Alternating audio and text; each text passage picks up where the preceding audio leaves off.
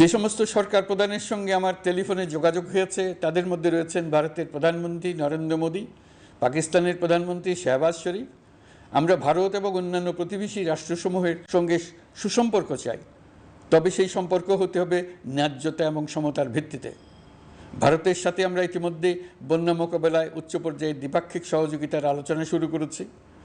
দক্ষিণ এশিয়ায় আঞ্চলিক সহযোগিতা বৃদ্ধির লক্ষ্যে আমি সার্ক রাষ্ট্রগোষ্ঠী পুনর্জীবিত করার উদ্যোগ নিয়েছি।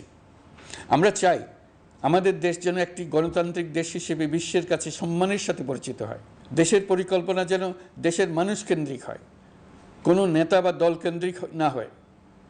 আমরা স্বৈরাচারী হাসিনা সরকারের অহেতুক কোটি কোটি টাকা ব্যয়ের প্রকল্প বাস্তবায়িত হতে দেখেছি, যেগুলো কখনোই দেশের মানুষের জন্য ছিল না, বরং এর সাথে জড়িত ছিল কুৎসিত আমিত্ব এবং বিশাল আকারের চুরি।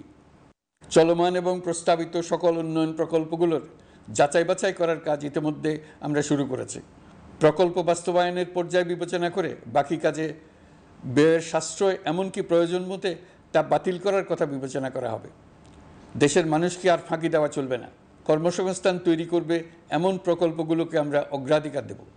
লুটপাট ও পাচার হয়ে যাওয়া অর্থ ফিরিয়ে আনার উদ্যোগ আমরা নিয়েছি। আর্থিক খাতে শৃঙ্খলা ফিরিয়ে আনতে একটা ব্যাংকিং কমিশনও গঠন করার উদ্যোগ নেওয়া হয়েছে। বিভিন্ন ব্যাংকের পরিচালনা পরিষদ পুনর্গঠন করা হয়েছে। ব্যাংকিং খাতে এই এক মাসে বিরাট পরিবর্তন এসেছে, আপনারা নিশ্চয়ই সেটা লক্ষ্য করেছেন। আমরা এই খাতে নিয়মনীতি প্রতিষ্ঠা করতে পেরেছি।